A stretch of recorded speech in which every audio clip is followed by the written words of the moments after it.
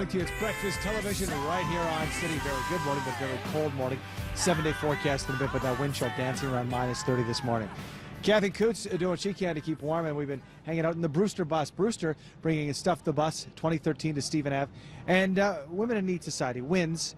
You guys get involved, and how did that happen? That had happened. Brewster's reached out to us to ask if we would be willing to do this initiative with them, because we help women and their families get access to basic needs and clothing in winter. And so on winter time like this, it just made sense that we would work with them and ask Calgarians to help us support those people that don't have winter clothing, and especially on a day like today when we're out here freezing, right? It's so important that kids going to school have the clothes that they need so that they get there safely.